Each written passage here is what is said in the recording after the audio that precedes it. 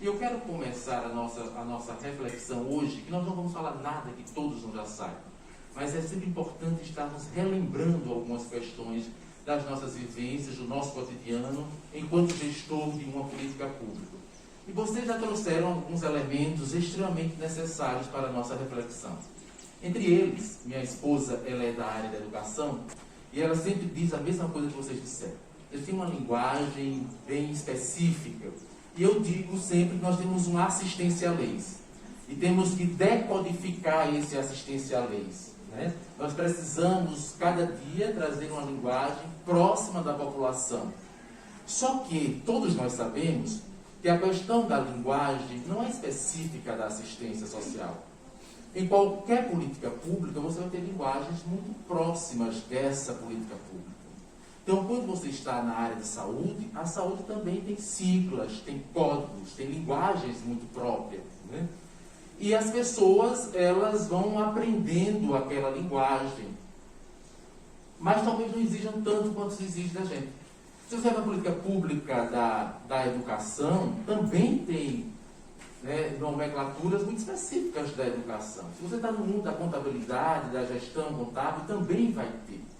Mas qual é o diferencial?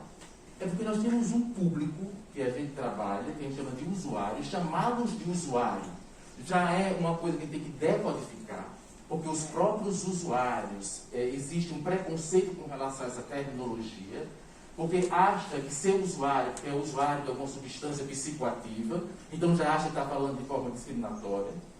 Os gestores, por vezes, também vai achando que, por que usuário? Mas usuário tem todo um significado e uma importância, que tem a ver com o tema que nós estamos discutindo aqui hoje. Porque na assistência social, ao invés de a gente achar que é preconceituoso, ser usuário, na verdade, está tratando de um empoderamento. Porque na assistência social ninguém é cliente, ninguém é paciente. Então, enquanto que na saúde, todos nós aqui já passamos, de alguma forma, por algum consultório médico ou odontológico. Você já perceberam a sensação de estar num consultório odontológico? Seja para um tratamento estético ou mesmo para tratar de uma dor, você praticamente se entrega na mão daquele profissional, né? Eles colocam numa cadeira, colocam anestesia e você fica ali sem saber o que está fazendo, como abre a sua boca, você não consegue nem falar, né? Eu fico tentando questionar, porque você não faz nada comigo sem que eu saiba o que está fazendo. Mas você fica completamente dependente do fazer daquele profissional. Você é um paciente. Assim é com uma cirurgia que você faz e que a criatura lá estudou e acha que sabe tudo sobre, e você se coloca na mão dele para fazer toda e qualquer intervenção. Então aplica o medicamento que quer, faz a cirurgia do jeito que quer. Na assistência social não. Nós temos, olha, aqui é diferente.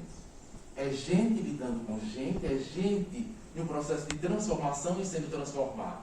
Por que usuário? Porque você usa dessa política pública e você determina as ações que você deseja que seja feito com você. Você não chega em um CRAS, em um CREAS, para que o assistente social ou psicólogo diga o que é o melhor para a sua vida. Não é assim que se faz na assistência social. O indivíduo, ele precisa ser empoderado. Ainda que tenha virado moda e cada vez mais forte nos nossos dias, dizer que essas pessoas são invisíveis ou eram invisíveis, na verdade é a sociedade. E muitos de nós, querendo ou sem querer, vamos tentando invisibilizá-los. Só que ninguém é invisível. Todo ser humano está ali. Seja em qualquer que seja a circunstância. Uma pessoa em situação de rua, que são considerados os invisíveis dos invisíveis, eles não são invisíveis. Mas a gente vai naturalizando ao ponto de passar pela rua e não se sensibilizar ou se incomodar que uma pessoa, um indivíduo, um ser humano esteja deitado em uma calçada. E por isso, nós colocamos na base dessa política pública que ser humano é ser humano. E em sendo ser humano, ele é usuário de uma política pública. Sendo usuário de uma política pública, ele precisa participar dos processos de construção e de efetivação dessa política pública. Ele precisa ser um ator, um agente que diz, olha, a minha vida está desse jeito e eu quero chegar a tal forma.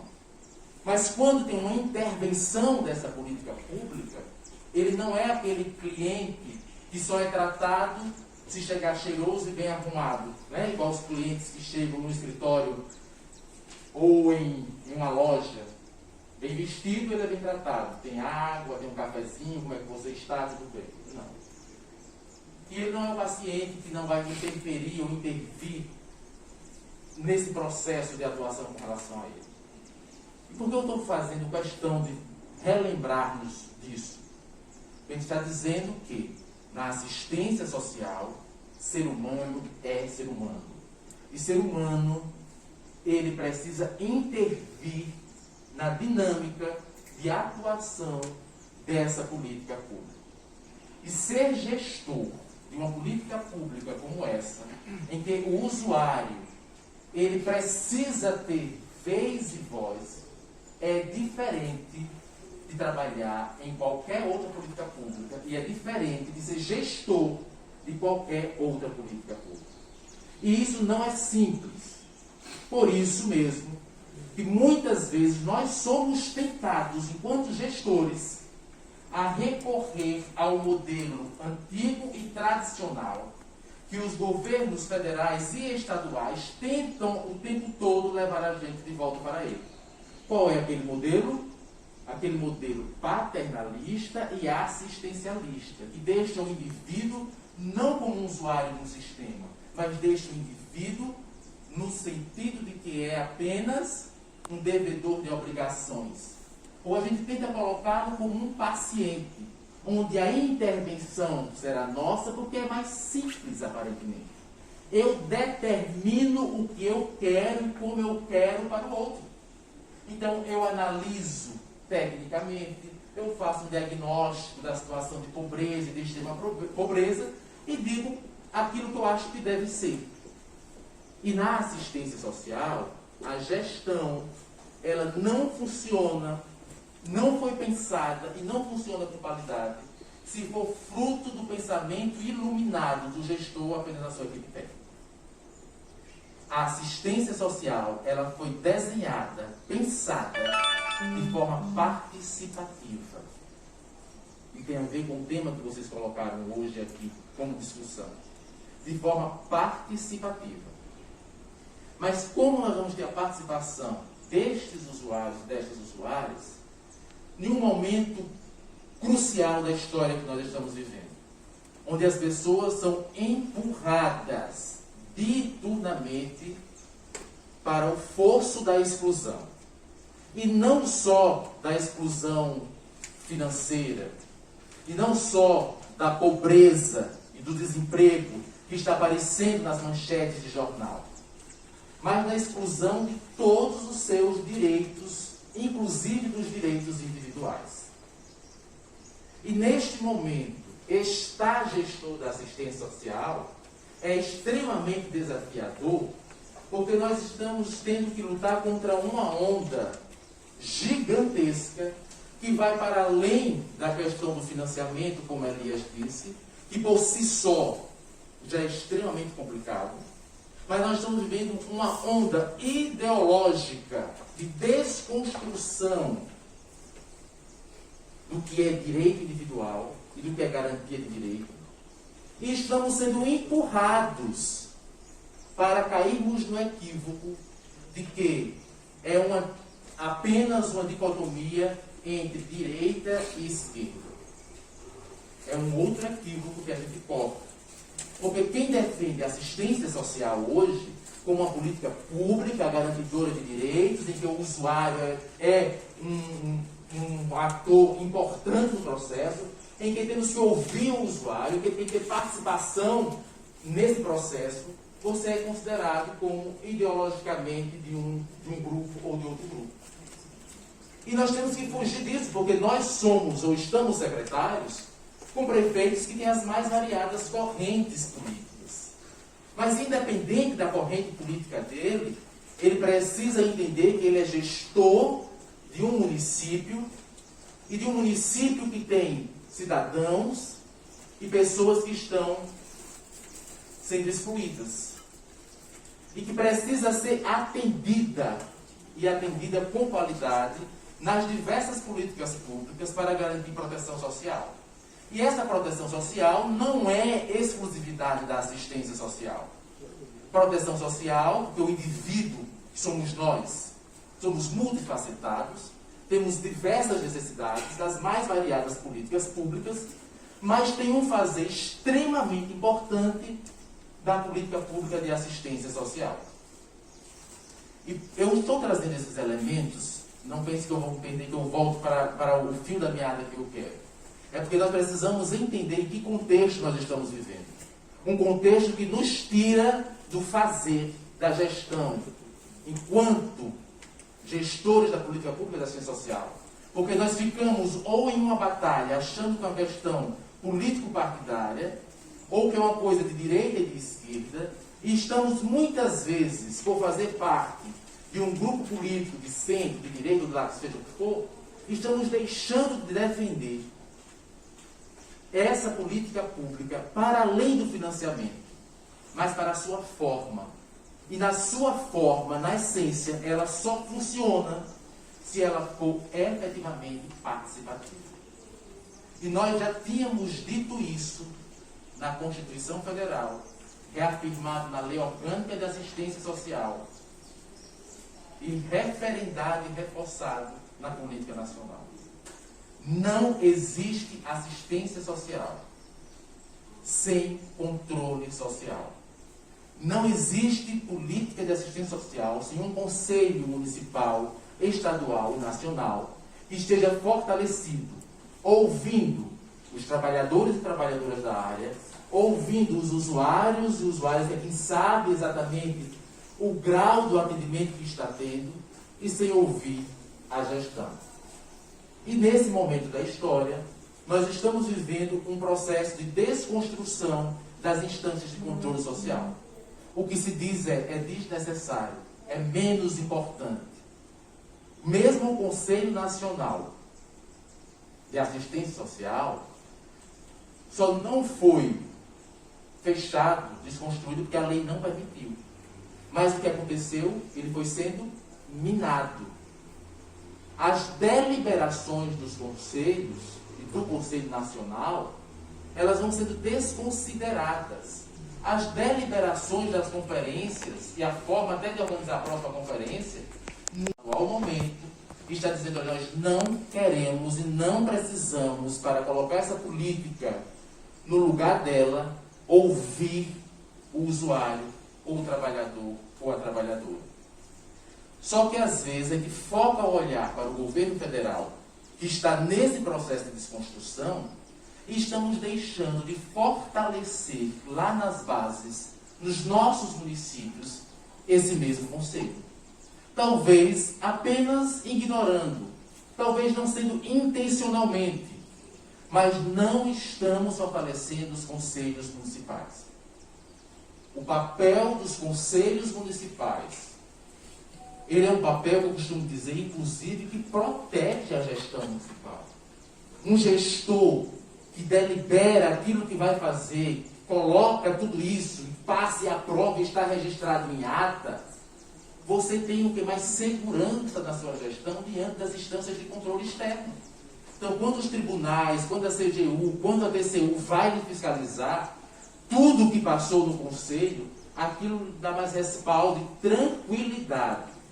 Então, nós não podemos ser levados por essa onda de achar, que muitas vezes acontece nos municípios, que o Conselho é um inimigo.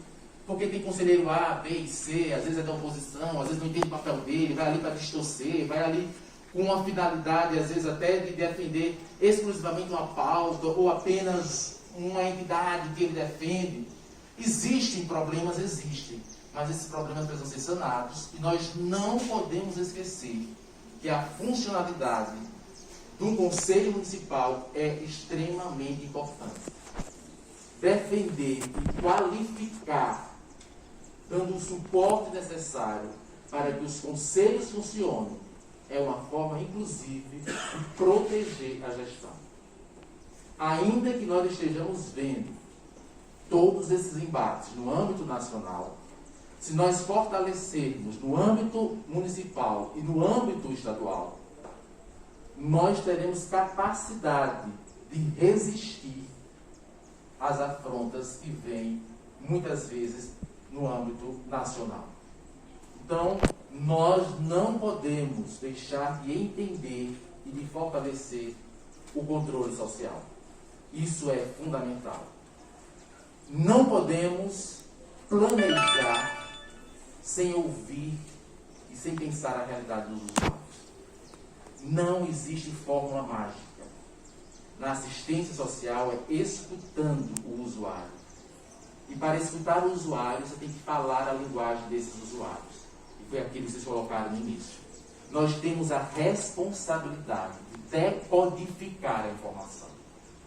Então, se aquele usuário, se aquela usuária não sabe o que é PPC, não sabe o que é CRAS, não sabe o que é CREAS, quem está ouvindo aqui os próprios prefeitos, dizendo que tem dificuldade de entender, você imagine Dona Joana, seu João, seu Pedro. Nós precisamos decodificar essa informação para os usuários e assim estaremos empoderando-os para que eles saibam o que e como reivindicar e como participar desse processo de planejamento. Porque não existe gestão sem planejamento. Existe um faz de conta. Eu estou trazendo elementos que estão postos para a gente desde a LOAS. Planejamento. E um planejamento com base na realidade. E um planejamento ouvindo as equipes técnicas, ouvindo os usuários, e um planejamento que vocês colocaram muito bem, que são auxiliados muitas vezes pela FECAM, pelos técnicos, que traz para vocês dados e elementos de um diagnóstico do mundo real. E um mundo real, que como foi colocado muito bem por vocês, nós temos que sair da nossa bolha. Um mundo real, nós temos que ser capazes de escutar para além daqueles que fazem a assistência social. Quando a gente está dizendo que tem que decodificar essa informação para o gestor municipal, para o usuário, uma coisa que fortalece essa política pública, e desde que eu fui presidente eu sempre disse isso, nós não conseguimos ainda falar para a sociedade como devemos falar. Nós não conseguimos utilizar os meios de comunicação. Então, a nossa relação com a imprensa, a nossa relação com o legislativo, ela ainda é muito distante. Porque quando a gente vai falar, por vezes a gente realmente não consegue fazer essa decodificação. E é necessário, cada vez mais, que a gente faça isso. E a prefeita colocou muito bem. Quando você vai lá e diz, olha, você sabe quantas crianças nós temos em nosso município em trabalho infantil, sofrendo violência doméstica, abuso, exploração sexual, em processo de exclusão. Você fala a linguagem das pessoas e elas começam a pensar, realmente não dá para ficar deitado de berço esplêndido, sabendo que no meu município tem tanta criança sofrendo.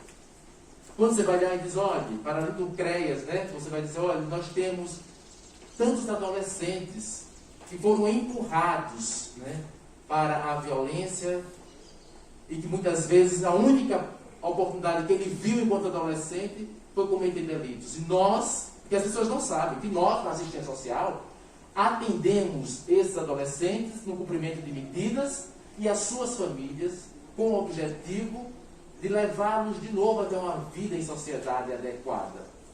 E as pessoas nem sabem que isso é feito pela assistência social. Vocês acham que é da polícia, não sei o quê, né? Então elas não sabem, inclusive, que todo o trabalho com mulher vítima de violência também é desenvolvido pelas equipes da assistência social. Nós precisamos, enquanto gestão, lá no município, falar, decodificar, informar e trazer parceiros para fortalecer essa política pública.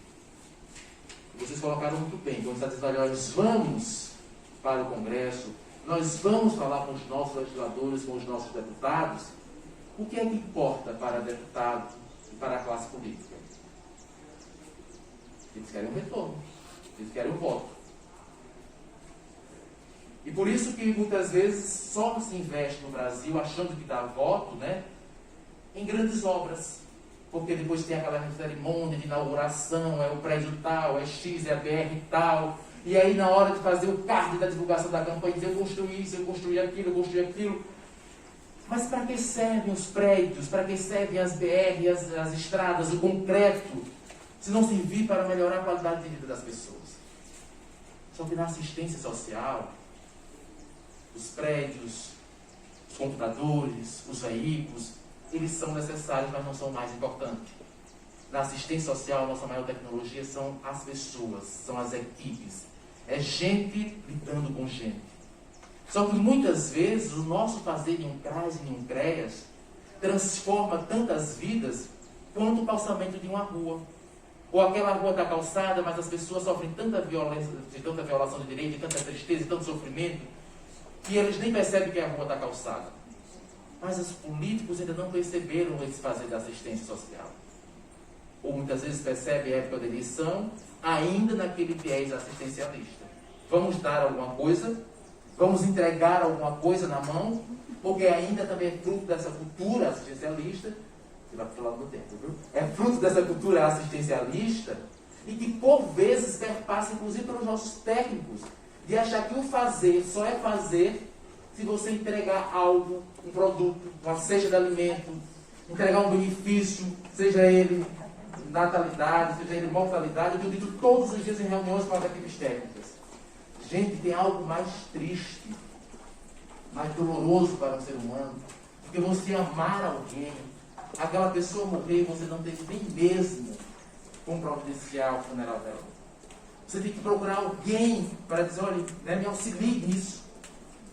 Mas o que é que acontece? As pessoas procuram o CRAS, recebem auxílio funeral e elas são esquecidas. É como se o auxílio funeral por si só bastasse. Quando, na verdade, depois do funeral é que vem as maiores mazelas, dores, sofrimentos, né? Porque muitas vezes a pessoa que morreu, inclusive, era o mantenedor da família. E ninguém volta lá para saber como estão os filhos ou os netos, quando era o avô, agora na pandemia, então, como é que eles vão reorganizar a vida, seja emocionalmente, seja financeiramente. Então, não podemos limitar o fazer da assistência social a um benefício. Os benefícios são necessários, eles são fundamentais. E neste momento, mais ainda. No momento em que a fome aumentou, só que não pode limitar a um benefício, seja ele financeiro ou seja ele uma cesta de alimentos. E aí nós estamos vivendo um outro problema. Um problema que estão tentando, e somos nós que precisamos enfrentar. O problema do reducionismo da assistência social. E isso está vindo com uma onda gigantesca. O que é assistência social para o governo federal, nas suas instâncias quase que todas? Transferência de renda. Resolve os problemas dos pobres, entregando um benefício. Não importa o nome que ele tenha, mas se mudar de nome melhor, para não ficar lembrando dos outros. Pouco se importa com o que está acontecendo com a população. Eu quero algo para dizer que é meu. Então vamos chamar Auxílio Brasil e dar dinheiro ao povo. E a briga é, vai ser 100, vai ser 200, vai ser 300? Ponto final, resolvi o problema da pobreza. E nós precisamos enfrentar isso de frente. Passar 200, 300 reais para as famílias não resolve os problemas da família. E a custo de quê? De desconstruir o sistema único de assistência social. Eu sempre lembro que médico sem remédio não funciona e remédio sem médico também não. Então, se você vai ao médico, ele passa uma sequência de exames, você tem que fazer os exames, sejam laboratoriais, sejam exames especialistas, você vai ter que fazer depois, quem sabe, uma cirurgia, vai tomar um remédio, mas você tem que passar por todo um processo. E o que é que estão tentando fazer na assistência social? Achar que apenas uma dose de um remédio que eles estão chamando transferência de renda vai resolver. E mais, para essa transferência de renda, eu desconstruo toda a estrutura do SUAS. Então, não tem financiamento mais para CRAS, para CREAS, não importa essas intervenções, o importante é que chegue esse mísero recurso na mão das pessoas. Só que nós que estamos na base, nós que estamos no município, sabemos que o que essas famílias mais vulneráveis precisam não é apenas do dinheiro. E de um dinheiro que não dá minimamente para comprar. Agora é pagar o bujão, pagar a conta de luz, né? O bujão de gás é a conta de luz, só daria para isso. Nós estamos falando que ser humano necessita de proteção social. De proteção social necessita de política pública qualificada. De política pública que tenha equipamentos públicos para atendê-las, que tenham profissionais qualificados para fazê-lo, e que essa política pública, para que efetivamente ela funcione, ela não pode esquecer aquilo que nós construímos durante todo o processo histórico e legislamos sobre. Essa política pública ela tem que ter controle social, ouvindo as bases da sociedade nas suas diversas instâncias. Ela tem que ter um planejamento com base na realidade e não apenas naquilo que dizem ser. E nós temos que ter financiamento. Não se faz política pública sem recursos, sem dinheiro. E o governo federal, como a Elias colocou para a gente há pouco, já retirou 65% dos recursos da área da assistência social. Mas nós, quando desenhamos essa política pública, nós escrevemos, nós legislamos de que o financiamento seria tripartite. E em sendo tripartite, tem que ter recursos dos governos municipais, dos governos estaduais e do governo federal. Em sendo o governo federal aquele que mais arrecada os nossos impostos, não está nos fazendo favor nem a população, é dele que precisa sair a maior quantidade dos recursos. Voltar para a população, porque essa população paga mais impostos para ele. Mas nessa discussão, nós não podemos omitir ou fingir que não estamos vendo que os governos estaduais, desde que o SUAS foi criado, sempre ficaram no limbo, na maioria dos estados brasileiros. Sempre ficou naquela guerrinha, o que é o meu fazer. Fingem que não entendem o papel dos estados, que é muito claro na LOAS e na política nacional, que é de cofinanciar, que é o de educação permanente e o de assessoramento técnico. Mas, quando falo de cofinanciamento, os estados fazem ao bel prazer, quando querem e se quiserem, como se não tivessem a obrigação. Porque a maioria dos governos estaduais ainda querem fazer paralelismo de ação com os municípios. Quando o município é que tem que executar, está posto, somos nós que estamos na base, porque é no município que a população vive, e é o município que tem que dar essas respostas.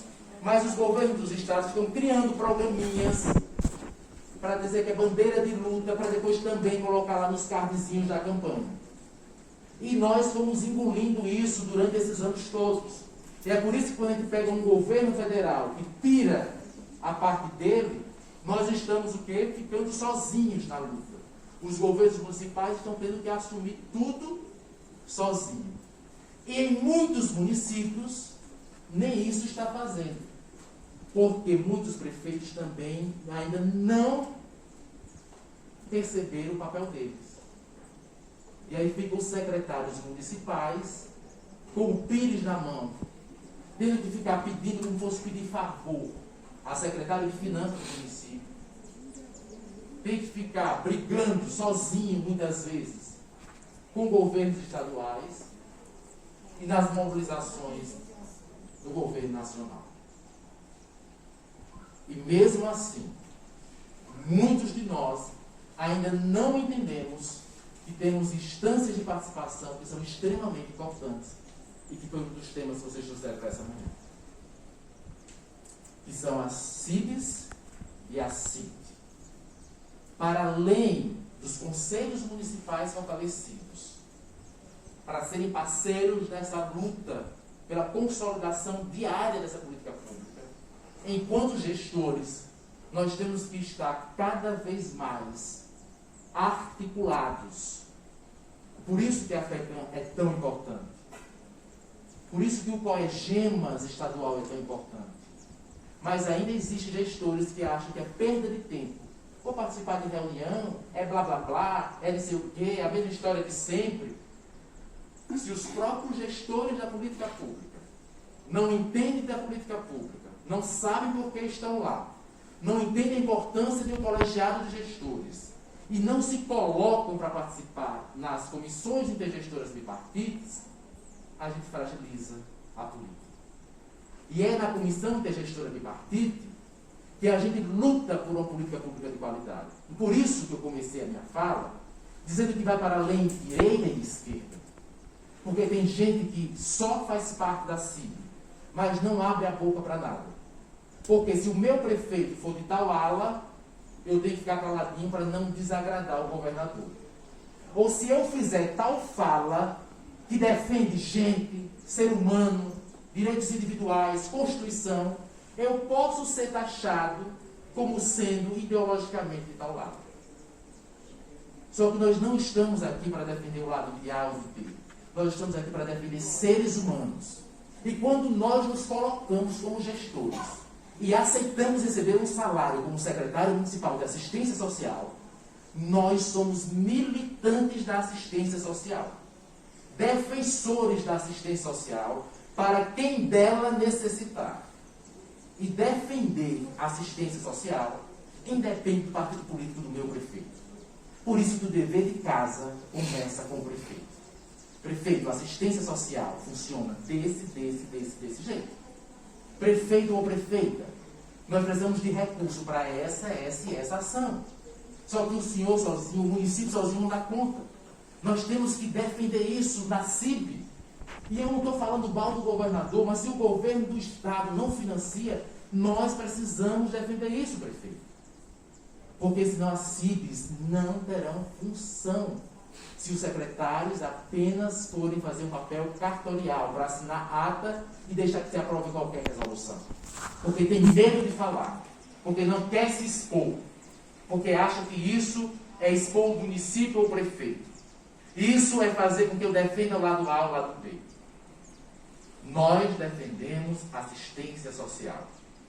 Nós defendemos que todos os seres humanos que vivem em qualquer município desse país tenham qualidade de vida, seja respeitado com dignidade humana, independente da cor da pele, do credo, de quem votou, da sua identidade sexual. E não pode nenhum de nós estar secretário da assistência social e não defender isso. Nós, quando aceitamos esse desafio, aceitamos e já sabemos quais são as responsabilidades de um gestor e de um secretário municipal. E temos a CIT, que é essa comissão de gestora tripartite, com representantes dos governos estaduais, dos municipais e do governo federal. Na CIT, a representação do município vem através do COEGEMAS. Por isso que é necessário vocês participarem do COEGEMAS. Porque no COEGEMAS, vocês fazem parte da composição e podem participar no processo eleitoral da composição do Conselho do Nacional, do CONGEMAS. E no CONGEMAS vem as representações para si, por porte de município e por região. Então nós temos que ter na CIT representantes das 5 regiões do país e com municípios de pequeno 1 até metrópole. Porque as realidades são muito diferentes de alguém que gerencia um município de pequeno porte 1 para alguém que gerencia uma metrópole. Os desafios são grandes e diferentes ao mesmo tempo. Não é que um tem mais desafio, outro tem menos desafio, mas eles terminam sendo distintos. E nas regiões, isso então, quando você pensa na região amazônica, eu que venho da região nordeste, a nossa realidade é completamente diferente da de vocês no sul. Mas a miséria, a pobreza em suas diversas formas, a exclusão, ela não deixa de existir em nenhum lugar desse país. Mas são com esses olhares distintos que a gente constrói essa política pública. E por isso nós precisamos defender uma bandeira. E a bandeira tem que ser a bandeira do ser humano. E por que está sendo tão difícil para nós hoje? Porque hoje, além de defender gestão de qualidade, com controle social, com planejamento e com financiamento, nós precisamos todos defender algo que vem antes disso: liberdade e democracia. Sem liberdade não existe vida. E não vale a pena viver sem. Eu lembro sempre da cena catastrófica e triste que a gente viu há pouco tempo, passou em todos os telejornais, em todas as mídias, as pessoas se agarrando nas asas de um avião para sair do Afeganistão. Em qualquer lugar do mundo, o ser humano sabe que se agarrar nas asas de um avião não vai levar para além da morte. Todo mundo sabe que aquele avião vai taxiar, ele vai planar no ar, ele vai chegar a mais de 10 mil pés, a mais de 1.000 quilômetros de velocidade, e que ninguém resiste a isso. As pessoas fizeram isso porque é melhor morrer do que viver sem liberdade. Mas as câmeras de TV pegaram aquelas pessoas caindo da asa do avião, e não sei se vocês viram as imagens, era apenas um pontinho preto marcado. Alguns dias passaram e a gente nem lembra mais. Não queremos nem saber o que está acontecendo com eles mais. As pessoas são vistas apenas como um pontinho preto. Apenas como mais uma história que passou, com mais um relato da mídia. Porque ontem, a coisa mais importante para a mídia foi que o WhatsApp parou. Então não importa quantos estão morrendo. Mas você sabe qual é o problema? É que no país que a gente mora, na cidade onde a gente vive, existem pontinhos pretos que a gente está vendo apenas como pontinhos pretos. Existem pessoas no seu e no meu município se agarrando às asas do avião para tentar fugir da realidade cruel que elas vivem. São mulheres que não têm o que dar de comer aos seus filhos e não sabem o que eles comerão. São mulheres que estão apanhando dentro de casa dos seus maridos e sofrendo diversos tipos de violência física e psicológica. São crianças sendo abusadas sexualmente. Mas, para a sociedade, são apenas pontinhos pretos. São apenas números e estatística. Porque na sociedade que a gente vive, o que importa é a inflação, os números, o número de desempregados, o número do PIB, o valor do dólar. Isso não decodifica a realidade de vidas que estão sendo destroçadas. Só que eu e vocês, como gestores da assistência social, não podemos ver as pessoas apenas como números. Não podemos nos conformar em ver as pessoas se agarrando nas asas do avião para se esfacelarem, porque não existe outra solução. Nós não podemos nos conformar em ser secretário, gestor de uma política pública, responsável para garantir proteção social e achar que não tem nada a ver conosco. Por isso que vocês estão aqui. Por isso que vocês saíram de tão longe para dizer: temos que fazer diferente. Tem que fazer diferente lá no município, lá no estado e a nível de Brasil. Temos que garantir proteção social. E para garantir proteção social, temos que garantir primeiro democracia. Temos que garantir liberdade. E isso é uma tarefa de todos nós. E não podemos achar que defender democracia é uma coisa de esquerda ou de direita. É uma coisa de cidadão e cidadã. É uma coisa que depende de todos nós. Eu quero parabenizá-los e parabenizá-las pelo esforço de estarem aqui hoje, para redesenhar os rumos da história. Porque tudo que a gente escreveu, tudo que a gente lutou, colocou em lei, a gente achou que estava posto e que não retrocedia. E foi um ledo engano. E é por isso que nós estamos aqui de novo. Para reescrever se for necessário. Para lutar e segurar firme e dizer: não vamos deixar rasgar a Constituição. Não vamos deixar rasgar a lua. Não vamos deixar rasgar as normas e a política nacional. É para isso que vocês estão aqui hoje em Brasília. Porque tudo que a gente lutou, fruto de estudos, foi a academia, foram os usuários nas conferências, os técnicos, os gestores. Não foi uma coisa assim de uma pessoa iluminada.